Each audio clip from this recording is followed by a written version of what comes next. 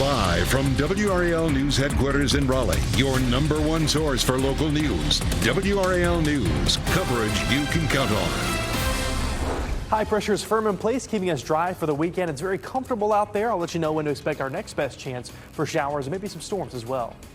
Attack aftermath. This evening, we're hearing from the owner of a dog that bit two people and one of the men who was injured trying to help an 8-year-old girl. Plus, need for food. Local food banks share an update on the shelves 4 days into the federal government shutdown. WRAL News is next.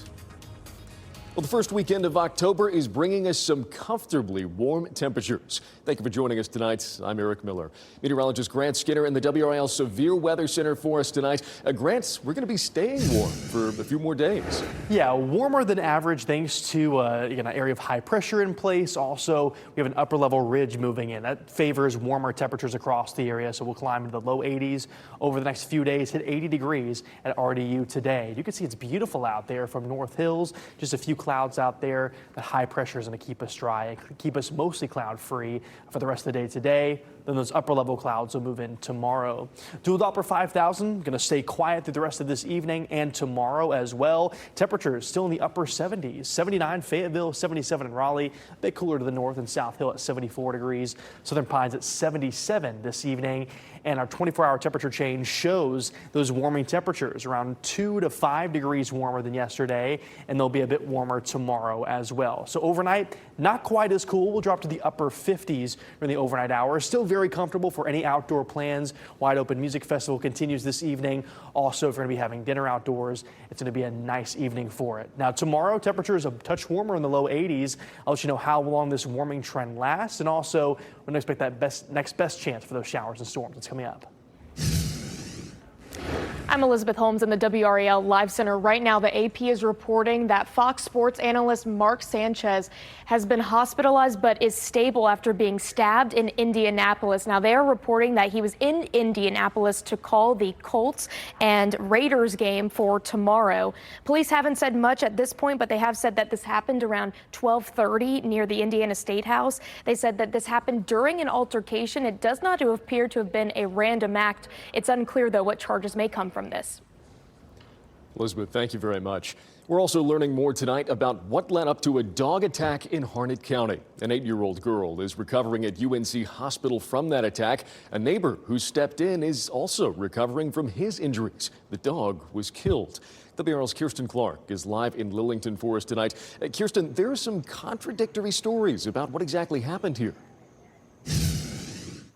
Yeah, Eric, this is an unfortunate tragedy for two families that really could have happened in any neighborhood. Now, according to a press release from the Harnett County Sheriff's Office, that attack happened here on Bison Lane in this neighborhood. Now, take a look at these photos showing 8-year-old Piper Dobbins. The Sheriff's Office says she and a group of other children were playing in the area. They say the dog was initially just walking by them when it attacked Dobbins. These photos show the dog. His owner tells us he was a 2-year-old Akita named Cairo. Brian Ellis, who pried the dog off Dobbins, says the attack happened without warning, but Cairo's owner says it was provoked according to his surveillance video. Now, we did get a chance to look at that surveillance video. I also spoke yesterday with Piper Dobbins' parents. They say that she is doing okay after surgery at UNC Hospital. I also spoke with the Harnett County Sheriff's Office today, who says that their investigation is still ongoing. They didn't have any new information to give me today. But for now, of course, we will continue to try to stay up to date on this investigation and what actually happened leading up to that attack. And we'll bring you more information when we have it. Live in Harnett County, Kirsten Clark, WRAL News. An awful situation there. Kirsten, thank you very much. New at 6, a woman missing from Raleigh was found safe, and the Ashanti alert has been canceled. Police say they believe Selma Rodas was found in Tennessee. The alert was first issued this morning due to evidence of a physical endangerment, abduction, or kidnapping. We're working to learn more about how she was found or if anyone was arrested here. New this evening, the Cumberland County Sheriff's Office says human remains were found this afternoon. This right here, this is video from the WRAL breaking news tracker of the scene on Plymouth Street. Deputies are working to find out the identity of those remains and what led up to that death. We're working to learn more tonight about a wild night in Chapel Hill. Court documents say 31-year-old Brandon Stevens led officers on a chase down Franklin Street, damaging multiple vehicles before getting in a standoff with police. Stevens is now facing charges for false imprisonment, second-degree kidnapping, and a long list of traffic violations. All of this started just before 11 p.m. last night. You're taking a look at some video from the WRAL breaking news tracker here. Durham police say they eventually located Stevens and arrested him after he barricaded himself inside a home on Culloden Circle for hours. Stevens has been released on bond. We're also working to learn more about a shooting that sent one person to the hospital in Zebulon. Officers were called to Shannon Drive near NC 97 and MacTod Road around 11 last night. Officers say the person shot is in the hospital. So far, Zebulon police have not announced any arrests.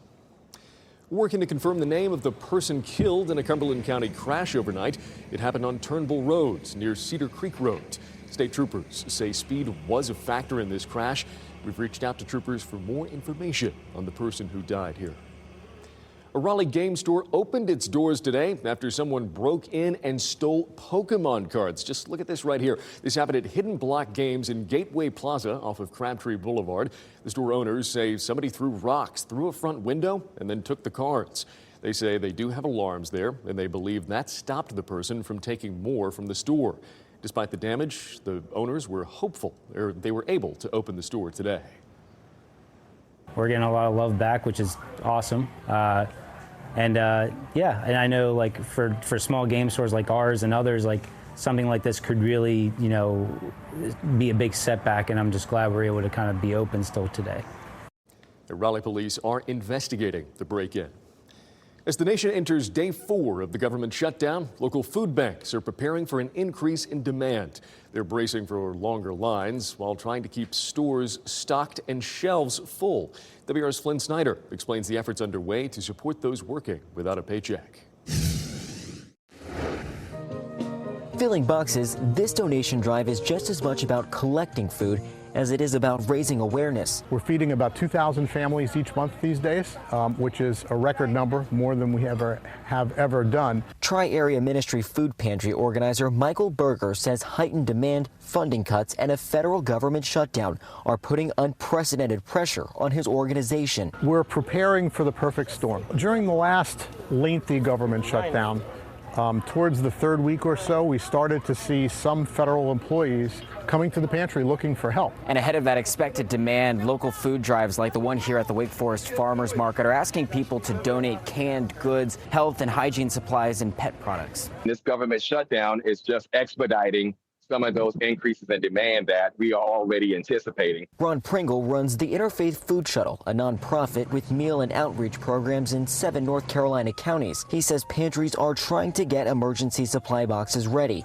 on top of added challenges from earlier cuts to federal programs that help stock shelves. It's heartbreaking to hear your local church pantry or your local nonprofit that's reaching out saying, hey, we need more food, but because of these federal cuts, that food is absolutely not there. The North Carolina Department of Commerce says there are roughly 82,000 federal workers in the state. Berger's Pantry can supply food to 50 more furloughed families working without a paycheck before supplies run out. So there's a little bit of room for flex, but not a ton. With looming uncertainty about when the federal shutdown will end, Berger says the unpredictability is trickling down to food pantry shelves. Flynn Snyder, WRAL News, Wake Forest. All right, another loss for UNC. The Tar Heels lost to Clemson at home today in their first ACC matchup of the season. Head coach Bill Belichick was not able to get the win here. The final score, 38-10. Before the loss, fans did have some fun. Grammy Award-winning rapper Ludacris took the stage ahead of this afternoon's game. Ludacris headlined tonight's Chapel Thrill concert. It was held at Polk Place, just in front of the Wilson Library. The headliners for the next Chapel Thrill concerts so far have not been announced. All right, Walking for a Purpose. A group of teens in Wake County gathering to raise awareness how they're helping their people facing mental health challenges. And celebrating a century. A Durham woman turns 100 years old this weekend. Her advice for living a long life. And there's an all-new episode of Saturday Night Live. Bad Bunny returns as host to kick off season 51 with musical guest Doja Cat. Tune in after WRAL News at 11 for the season premiere. And if you see breaking news, have a story tip, or shoot some video or pictures of our weather, please report it to us. Go to WRAL.com/report it to send your video, pictures, or tip to our news team. We'll be right back.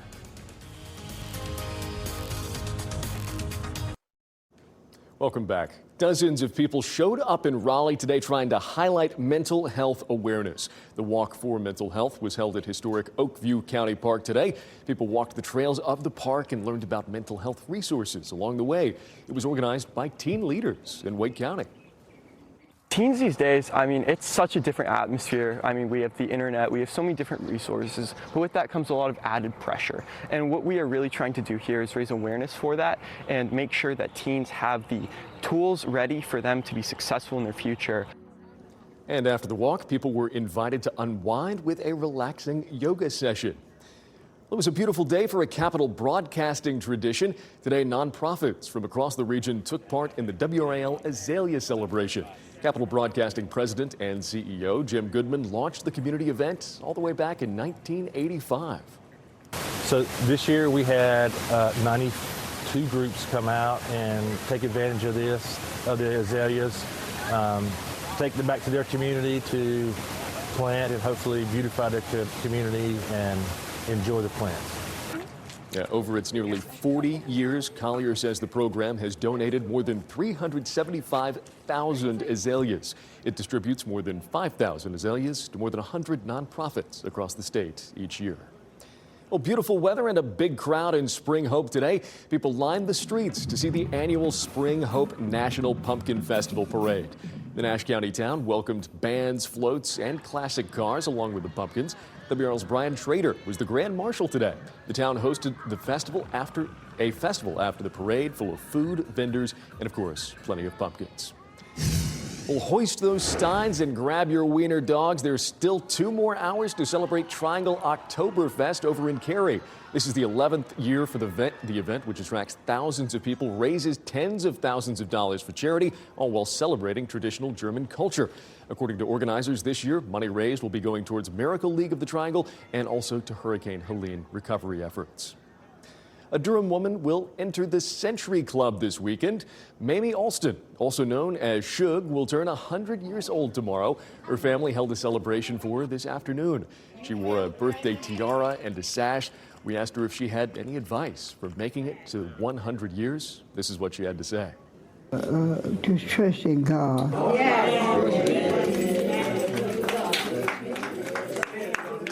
Do you know what I remember mostly about you?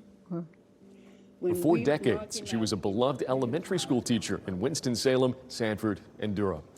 I got to say, Grant, I know some teachers. I don't think they would tell you teaching elementary schoolers is a key to making it to 100. That I feel like that usually cuts it short for some folks. Yeah, I mean, that's a very unique role, and I wish I could do something like that. But man, it's an incredible job. The work they do is regardless. awesome. Happy birthday to her. Yes, happy birthday. And also going to have some beautiful weather for the rest of your birthday weekend. Temperatures have been super comfortable out there in the upper 70s, low 80s today, staying warm for the rest of the weekend and the start of the coming week into the low 80s.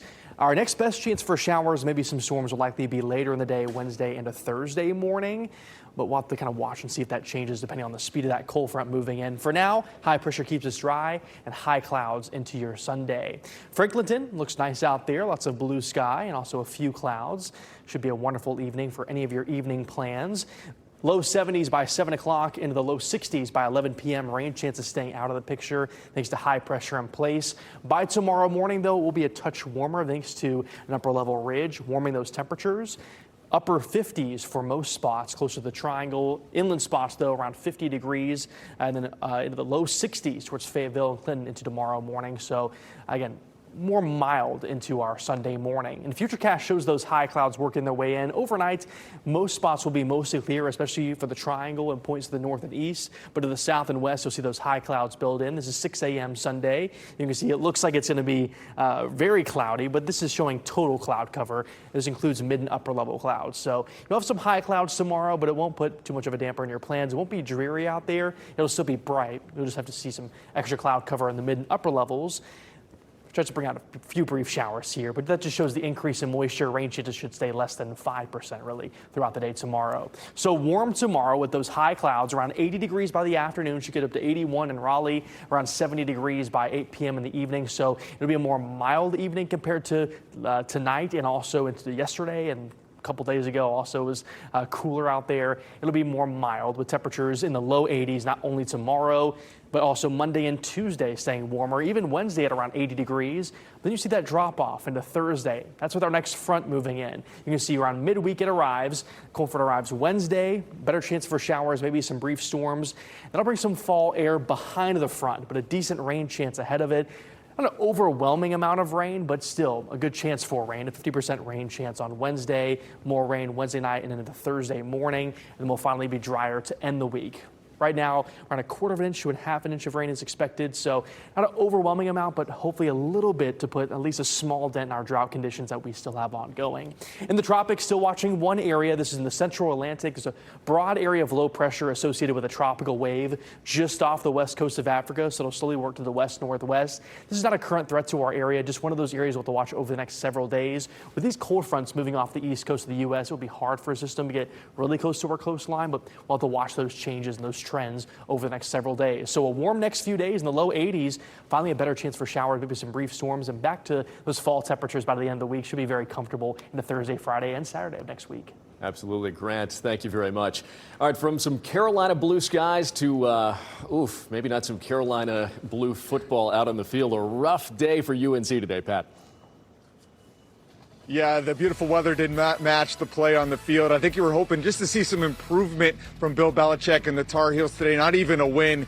You got neither. Why it might be time to turn the page to basketball season in Chapel Hill next.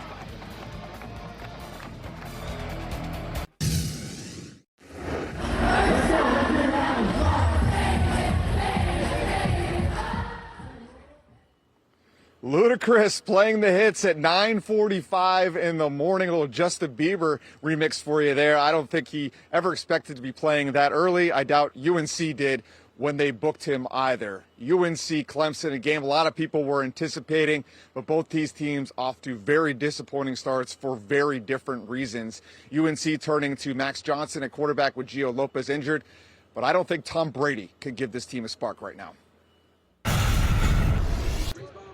Bill Belichick and Dabo Swinney, Super Bowl and national championship winning coaches, great resumes with bad records. Clemson 1-3, but you'd never know it in this one. First play, Cade Klubnik to Antonio Williams, who then bombs it to TJ Moore, 75 yards for the touchdown.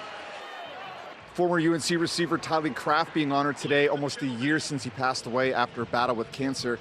His family in attendance, the crowd with 13 seconds of applause for number 13.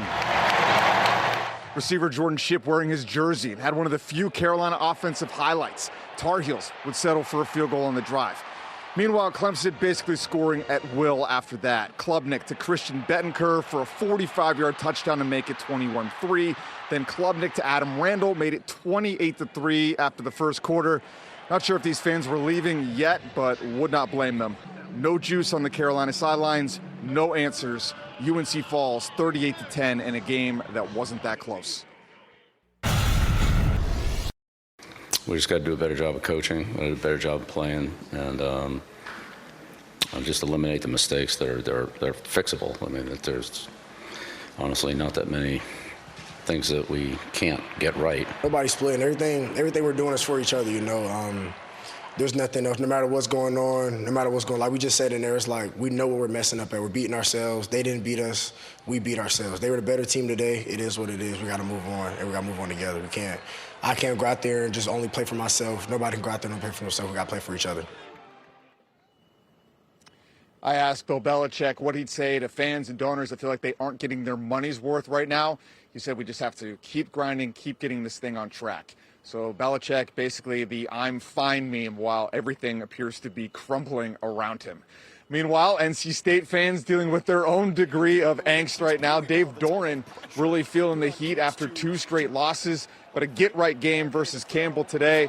First quarter, C.J. Bailey to Cody Hardy for a 37-yard score. That made it 21-7 NC State. Then the second quarter, big game for Hollywood Smothers on the ground and in the receiving game.